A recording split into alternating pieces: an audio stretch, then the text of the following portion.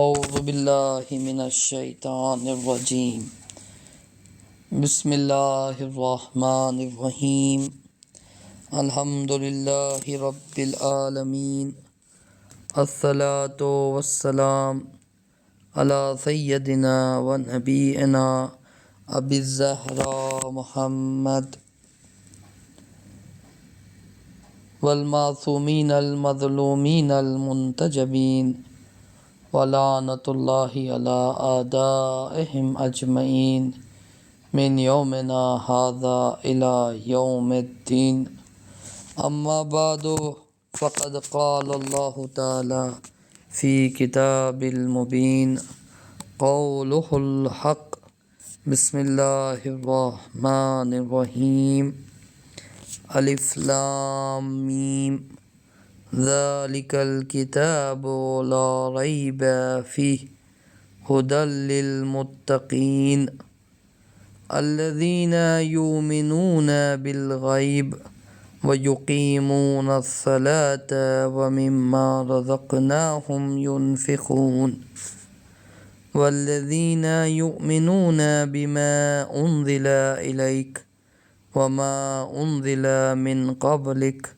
وبالآخرۃ هم یوقنون اولئک علی ھدی من ربہم واولئک هم المفلحون بسم اللہ الرحمن الرحیم اللہم اخرجنی من ظلمات الوہم واکرمنی بنور الفہم اللہم افتح علینا ابواب رحمتک وانشر علینا خزائن علومک برحمتک یا ارحم الراحمین۔ سب سے پہلے ہم خداوند عالم کی بارگاہ میں جتنا بھی شکریہ ادا کریں کم ہے کہ خداوند عالم نے ہمیں اس عظیم ماہ میں ماہ مبارک رمضان میں توفیق دی کہ ہم قرآن مجید کو سمجھ سکیں۔ یہ سعادت کم نہیں ہے کیونکہ قرآن ایک نور ہے اور خدا جس کے دل میں چاہتا ہے اس نور سے اس کے دل کو منور کر دیتا ہے۔ ہم دعا کرتے ہیں کہ خداوند عالم ہمارے دلوں کو قرآن کے نور سے منور کرے۔ کلاس کا آغاز کرنے سے پہلے ضروری سمجھتے ہیں کہ جو کل ہم نے تفسیر کی کلاس لی تھی اور اس کے بعد جو سوالات آپ کے سامنے کیے تھے ان سوالات کے کچھ لوگوں نے صحیح جواب دیے ہیں۔ تقریباً 540 لوگوں نے شرکت کی تھی اور اس میں 230 لوگوں نے صحیح جواب دیے۔ ان 230 میں سے 2 خوش نصیبوں کا قرعہ کشی کے ذریعے سے انتخاب کیا گیا۔ جو پہلا نمبر 506 ہے سیدہ ہبہ، جن کا موبائل نمبر ہے 7337766856، اور دوسرا 211 رمیز حیدر 9611010753۔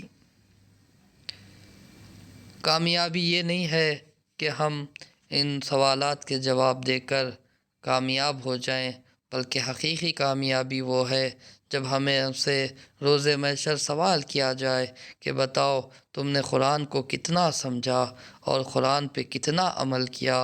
اس مقام پر جواب دے کر کامیابی حاصل کر لینا یہ حقیقی کامیابی ہے۔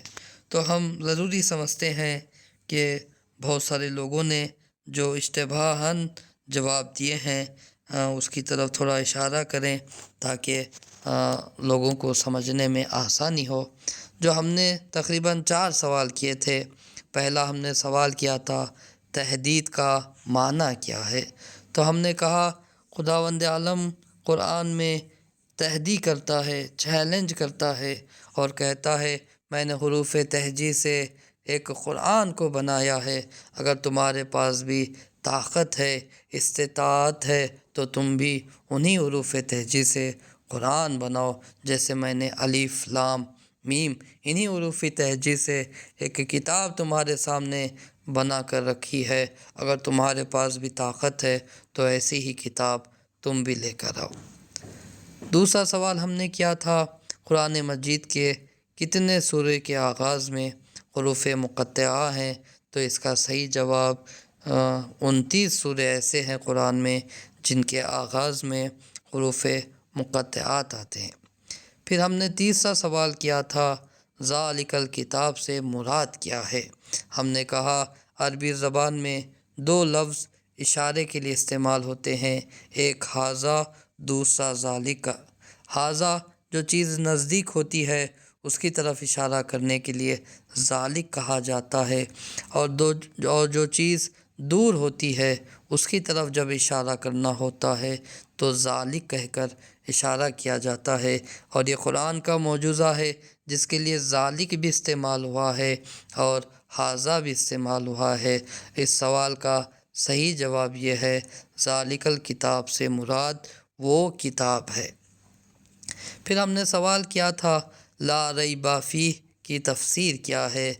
ہم نے کہا تھا اس کا مطلب یہ نہیں ہے کہ کوئی بھی شک نہیں کر سکتا، بلکہ تاریخ میں ہم نے دیکھا ہے بہت سارے لوگ شک کرتے ہیں لیکن وہ شک قرآن میں وارد نہیں ہوتا، وہ شک قرآن میں داخل نہیں ہوتا۔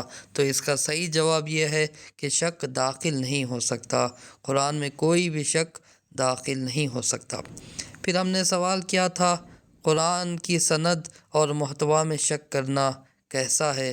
تو ہم نے کہا کہ قرآن اور محتوائے قرآن اس طرح سے معتبر ہے کہ نہ قرآن کی سند پہ شک کیا جا سکتا ہے اور نہ ہی قرآن کے محتوا میں شک کیا جاتا ہے۔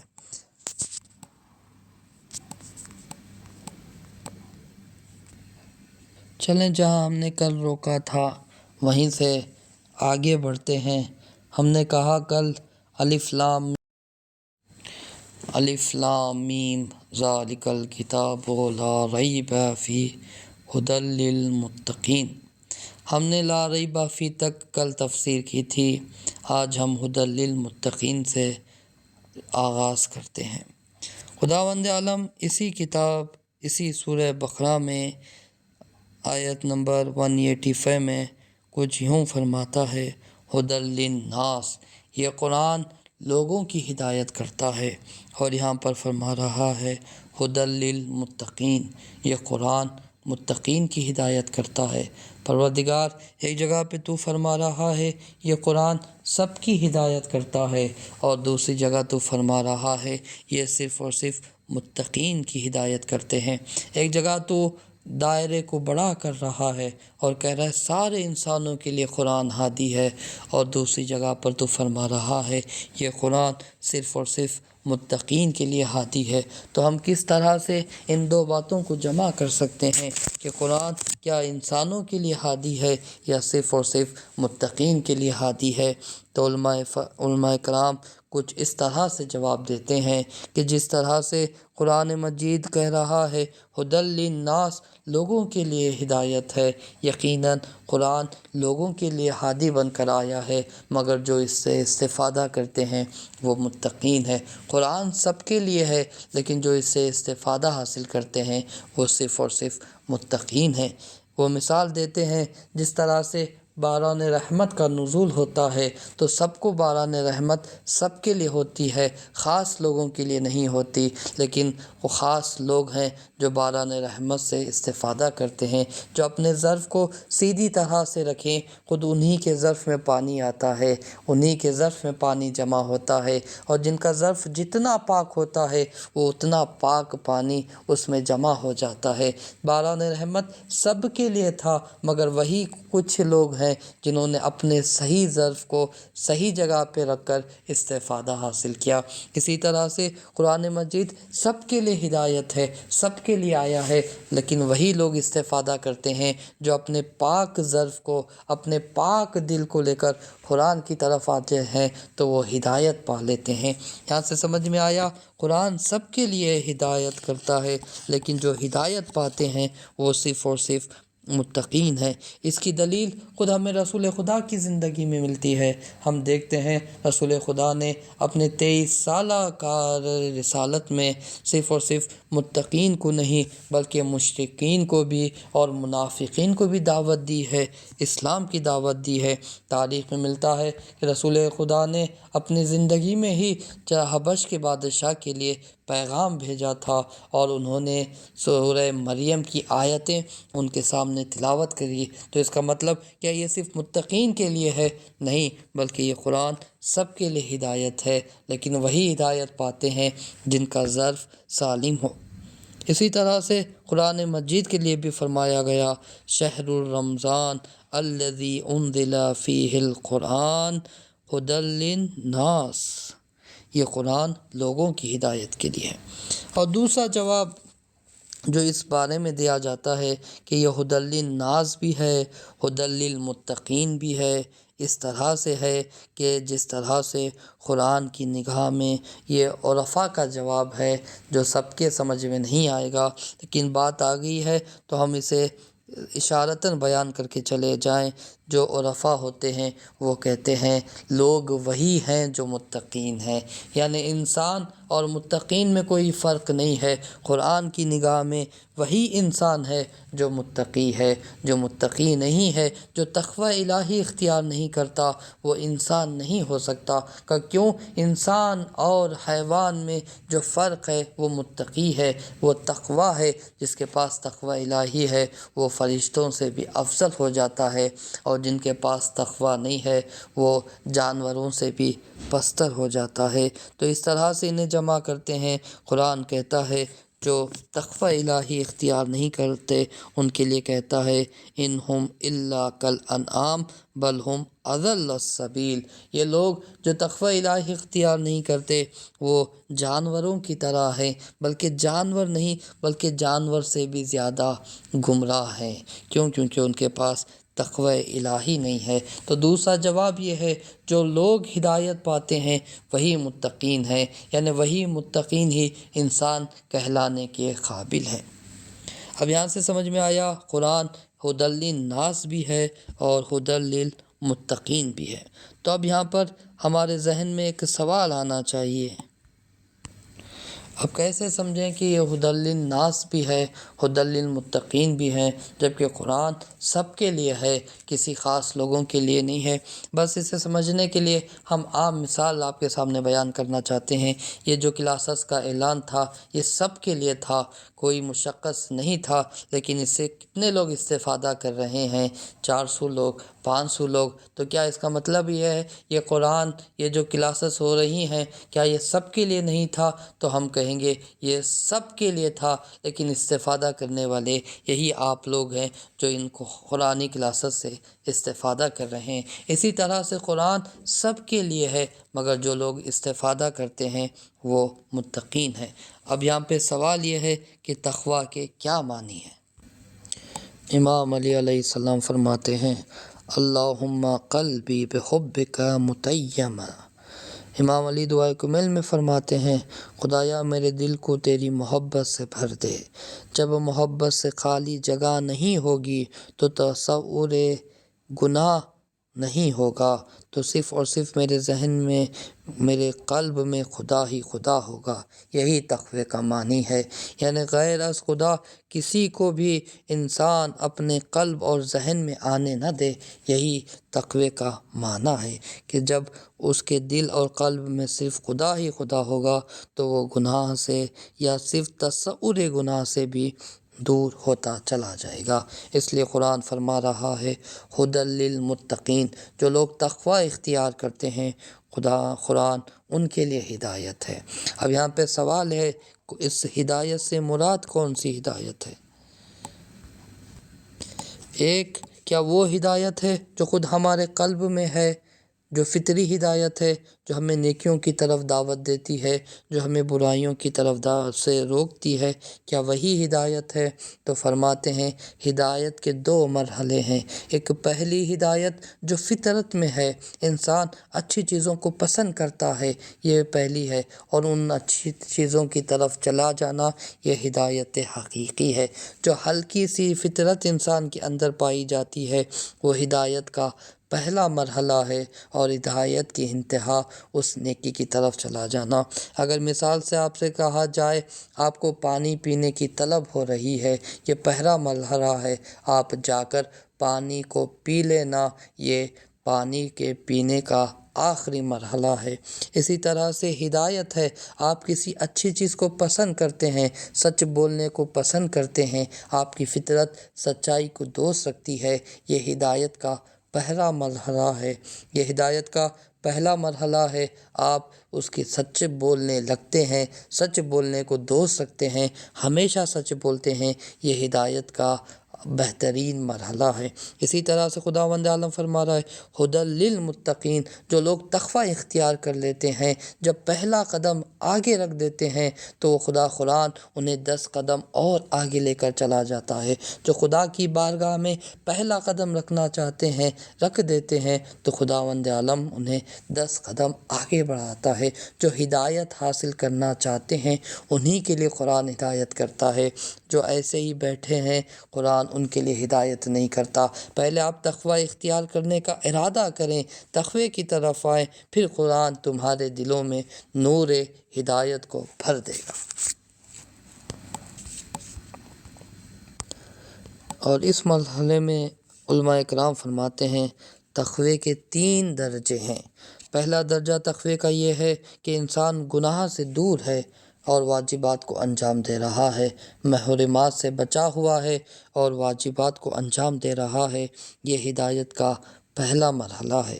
اور اس سے آگے ایک مرحلہ یہ ہے کہ انسان صرف واجبات کو انجام نہیں دیتا بلکہ مستحبات کو بھی انجام دیتا ہے، صرف حرام سے نہیں بلکہ مکروہ سے بھی خود کو بچاتا ہے، یہ ہدایت کا اور تقوی کا دوسرا درجہ ہے۔ اور جو انتہائی درجے کی ہدایت اور تقوی ہے کہ انسان خدا کے علاوہ کسی اور کو نہ دیکھے، نہ جنت کی لالچ میں، نہ دوزخ کے خوف سے عبادت کرے، بلکہ صرف اور صرف خدا کے لیے عبادت کرے۔ تو مولا کائنات کا یہ جملہ ہے کہ میں نہ جنت کی لالچ میں عبادت کرتا ہوں، نہ دوزخ کی خوف سے، بلکہ خدا کو لائق عبادت سمجھتا ہوں۔ تو یہ تقوی کا اس مرحلہ ہے جہاں انسان پہنچ جاتا ہے تو صرف اور صرف اسے خدا ہی خدا نظر آتا ہے۔ تو یہاں پہ خدا فرما رہا ہے ھدی للمتقین، جب آپ نے اس بات کا یقین کر لیا کہ قرآن مجید میں کوئی شک نہیں ہے، کوئی عیب نہیں ہے، آپ نے سب کو سے اپنی آنکھوں کو روک لیا، تو آپ کی آنکھیں اب وہ چیزیں دیکھنے لگتی ہیں کہ جو کوئی اور نہیں دیکھتا، آپ کو خدا نظر آنے لگتا ہے۔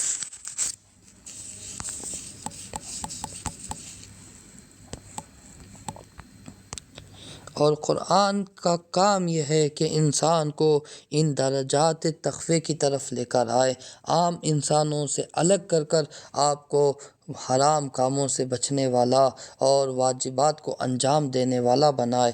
پھر ایک مرحلہ آگے لے کر جائے، صرف واجبات کو نہیں بلکہ مستحبات کو بھی انجام دینے کے لیے آپ کی ہدایت کرے۔ اور جب اس مرحلے پہ چلے جائیں تو قرآن آپ کی اس طرح سے ہدایت کر دیتا ہے کہ آپ کو ہر جگہ خدا ہی خدا نظر آتا ہے۔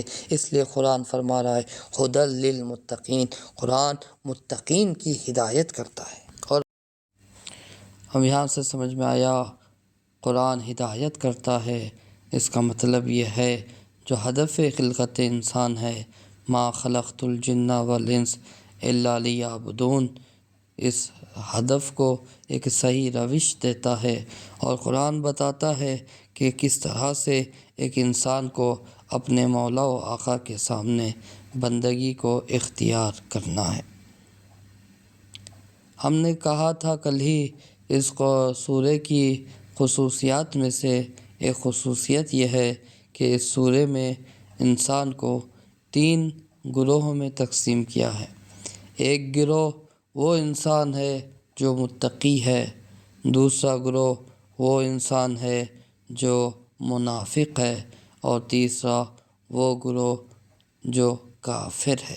یعنی اس کے علاوہ اور کوئی گروہ کو تصور نہیں کر سکتے تھے، اس لیے ابتدائی سورہ بقرہ میں خداوند عالم نے انسان کو ان 3 گروہوں میں تقسیم کیا ہے اور ان کے بارے میں کچھ خصوصیات کو بیان کیا ہے۔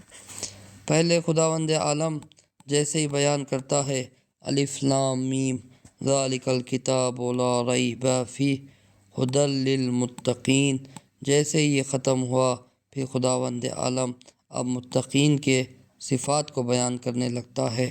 صفات بیان کرتے ہوئے فرماتا ہے یہ 5 صفات جس شخص میں بھی پائے جائیں وہ متقین کی گروہ میں شامل ہو جاتا ہے۔ پہلی خصوصیت جو متقین کے اندر ہونی چاہیے، جسے قرآن بیان فرما رہا ہے، الذین یؤمنون بالغیب، متقی وہ شخص ہے جو غیب پر ایمان لے کر آئے۔ اور دوسری خصوصیت ویقیمون الصلاۃ، وہ نماز کو برپا کرتا ہے۔ تیسرا جو ومما رزقناہم ینفقون، اور جو رزق جو روزی اسے دی گئی ہے اس میں سے انفاق کرتا ہے۔ اور چوتھی خصوصیت جو متقی کی ہے والذین یؤمنون بما انزل الیک وما انزل من قبلک، جو کچھ اس پر اور اس سے پہلے نازل ہوا ہے اپنے رب کی طرف سے اس پر ایمان لے کر آتا ہے۔ اور 5ویں خصوصیت جو قرآن بیان کر رہا ہے وبالآخرۃ ہم یوقنون، اور وہ آخرت پر یقین رکھتا ہے۔ یہ 5 صفات ہیں جو متقین میں ہونی چاہیے۔ کوشش کرتے ہیں کہ جتنا وقت ساتھ دے گا ان صفات پر بحث کریں۔ جیسے ہی ایک انسان متقی پر یہ 5 صفات آتی ہیں، پہلے خدا ذکر کر رہا ہے، ہدایت کرتا ہے قرآن متقین کی، پھر آ کر یہ 5 صفات بیان کر رہا ہے۔ اس کا مطلب قرآن یہ طریقہ بتا رہا ہے اگر متقی بننا چاہتے ہیں تو یہ 5 صفات کو حاصل کر لیں۔ پھر قرآن فرما رہا ہے اولئک علی ھدی من ربہم واولئک ھم المفلحون، یہی لوگ ہیں جن کی طرف اللہ کی ہدایت آتی ہے اور یہی لوگ کامیاب ہیں۔ پہلے خدا نے کہا قرآن کی ہدایت، یعنی قرآن ہدایت کرتا ہے، پھر 5 صفات کو بیان کیا، پھر کہہ رہا ہے اولئک علی ھدی من ربہم، انہی کے اوپر ہدایت آتی ہے۔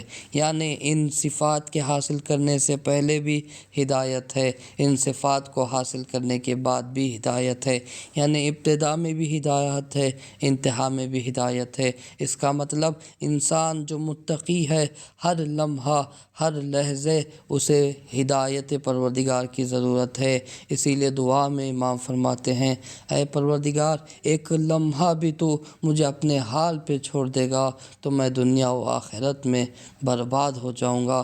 میری کامیابی میری زندگی تیری نظر کرم میں ہے، ہر ایک لمحہ ہر ایک لحظہ تو مجھے اپنی ہدایت کے سائے میں مجھے رکھ اور اپنے سے ایک لمحہ بھی مجھے دور نہ کر۔ یہاں سے سمجھ میں آیا انسان کو خداوند عالم کی ہر لحظہ ہر لمحہ ہدایت کی ضرورت ہے۔ اب ان 5 صفات کو بیان کرنے سے ضروری ہے کہ ہم سمجھیں ان 5 صفات میں جو سب سے پہلی صفت ہے الذین یؤمنون بالغیب، یعنی مومن کی پہلی صفت یہ ہے کہ وہ غیب پر ایمان لاتا ہے۔ یہاں پر 2 نظریے ہیں، ایک وہ نظریہ ہے جو یہ کہتے ہیں اس عالم میں وہی چیز موجود ہے جو عالم شہادت میں نظر آتی ہے، جسے ہم دیکھ سکتے ہیں وہی موجود ہے، جو ہمارے آنکھوں سے اوجھل ہے وہ موجود نہیں ہے۔ اور دوسرا قرآن کا نظریہ ہے ضروری نہیں ہے جو چیز نظر نہ آئے وہ نہ ہو سکتا ہے ہمارے آنکھوں سے اوجھل ہو لیکن اس کا وجود اتنا روشن ہو کہ کوئی بھی اس کا انکار نہیں کر سکتا۔ تو بس اسلام اور قرآن کی ابتدا یہ ہے یؤمنون بالغیب، جو غیب پر ایمان لے کر آتے ہیں، بغیر دیکھے اس بات کا یقین رکھتے ہیں اور شہادت دیتے ہیں۔ یہاں پہ شہادت دینا اس بات کی دلیل ہے، جس طرح سے ہم دوسرے شے کو دیکھتے ہیں، ہم خدا کے وجود کو بھی دیکھ رہے ہیں، اس لیے کہتے ہیں خداوند عالم ہے، گواہی دیتے ہیں خداوند عالم کی وجود کی۔ بس اب یہاں سے سمجھ میں آیا دو طرح کے عالم ہیں، ایک عالم شہادت ہے، ایک عالم غیب ہے۔ جو عالم شہادت ہے اس کا بہترین ذریعہ اسے درک کرنے کا حواس خمسہ ہیں۔ انسان آنکھ کے ذریعے سے، کان کے ذریعے سے، زبان کے ذریعے سے، ناک کے ذریعے سے، لمس کے ذریعے سے، ان حواس کے خمسہ کے ذریعے سے انسان کسی بھی چیز کا علم حاصل کر سکتا ہے، اس کے ہونے کا اور نہ ہونے کا یقین پیدا کر سکتا ہے ان حواس خمسہ کے ذریعے سے، اور یہ بھی ایک حد تک جا کر محدود ہو جاتی ہیں تو انسان اپنی عقل سے کام لیتا ہے، کیونکہ عقل اس سے بھی ایک قدم آگے بڑھ جاتی ہے، اور جہاں پر عقل بھی اپنا دم توڑ دیتی ہے وہاں پر وحی آ کر انسان کا سہارا دیتی ہے، اور ایسے باتیں وحی بیان کرتی ہے جو انسان اپنی عقل سے درک نہیں کر سکتا تھا۔ تو یہاں سے سمجھ میں آیا کہ سب سے اعلیٰ ترین مقام معرفت کا یہ وحی پروردگار ہے، اسی لیے خداوند عالم اس صفت سے اپنے نبی کو دوسروں سے استثناء کرتا ہے کہ میرا نبی وہ ہے جس پر وحی آتی ہے۔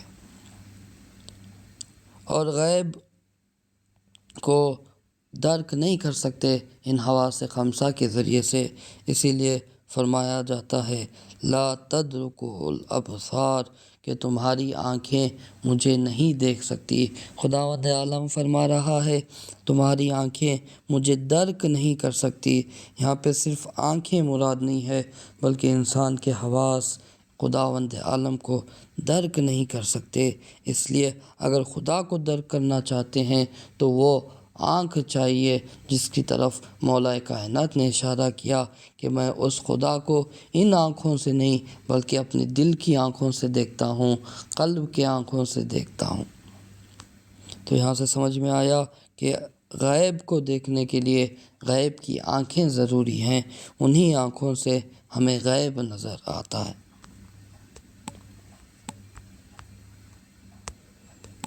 اور یہ جو غیب قرآن کی طرف اشارہ کر رہا ہے، اس غیب سے مراد کیا ہے؟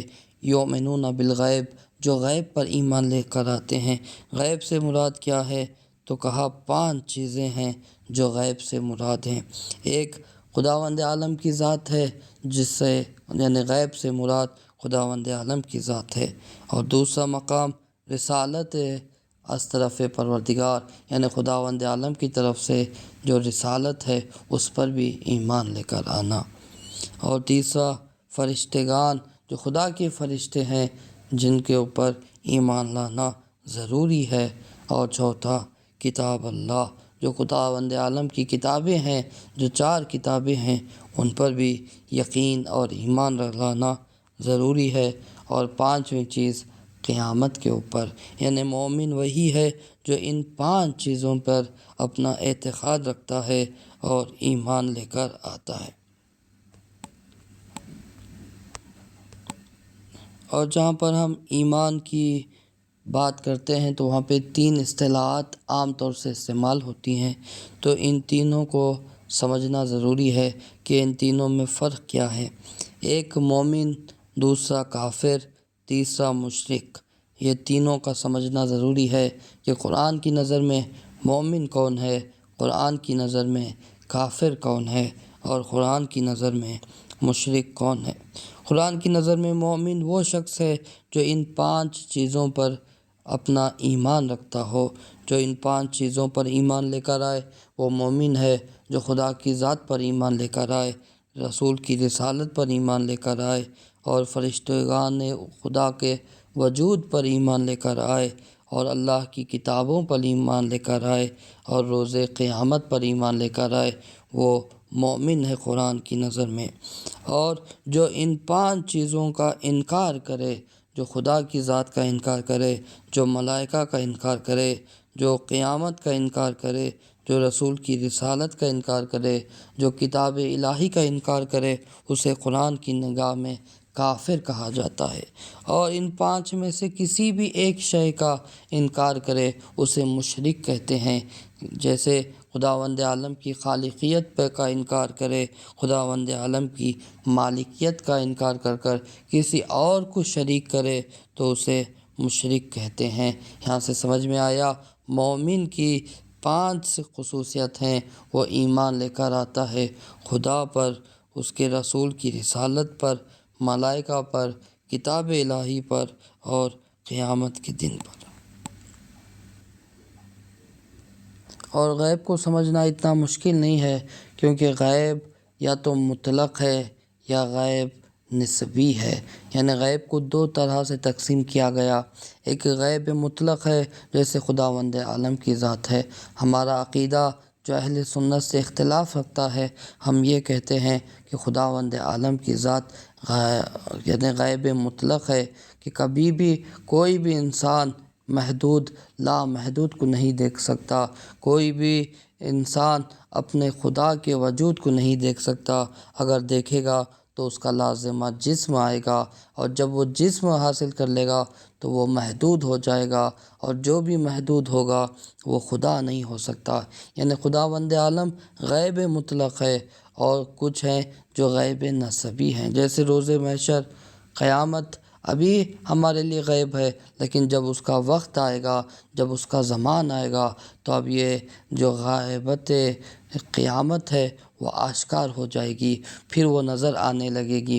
اسی طرح سے ملائکہ بھی ہیں جو نسبی ہیں، ہمارے لیے ملائکہ غیب ہیں، لیکن رسول خدا کے لیے ملائکہ غائب نہیں ہیں۔ اس لیے سورہ قدر میں کہتے ہیں انا انزلناہ فی لیلۃ القدر وما ادراک ما لیلۃ القدر لیلۃ القدر خیر من الف شہر تنزل الملائکۃ والروح فیہا باذن ربہم من کل امر۔ یعنی یہ ملائکہ نزول کر رہے ہیں، یعنی ہمارے لیے غائب ہیں، لیکن رسول خدا کے لیے ملائکہ حاضر ہیں۔ یہاں سے سمجھ میں آیا یہ کچھ غیب نسبی ہوتے ہیں، اور خداوند عالم کی ذات غائب مطلق ہے جو کبھی بھی نظر نہیں آتی۔ یعنی مومن کی اور متقین کی پہلی صفت یہ ہے، یہ غیب پر ایمان لے کر آتا ہے۔ غیب سے مراد خدا کی ذات ہے، ملائکہ کی ذات ہے، رسول کی رسالت ہے اور قیامت ہے، اور ان 4 کتابوں پر جو ایمان رکھے وہی متقین ہے کی صفت میں سے پہلی صفت یہ ہے کہ وہ غیب پر ایمان لے کر آتا ہے۔ ہم دعا کرتے ہیں خداوند عالم کی بارگاہ میں، پروردگار ہمیں متقین کی صف میں قرار دے، اور ہمارے ایمان کو ایسا ایمان قرار دے جیسا ہمارا مولا فرماتا ہے، اگر میرے آنکھوں کے سامنے پردے بھی ہٹا دیے جائیں تب بھی میرے ایمان میں ذرہ برابر کمی نہیں ہوگی۔ والسلام علیکم ورحمۃ اللہ وبرکاتہ۔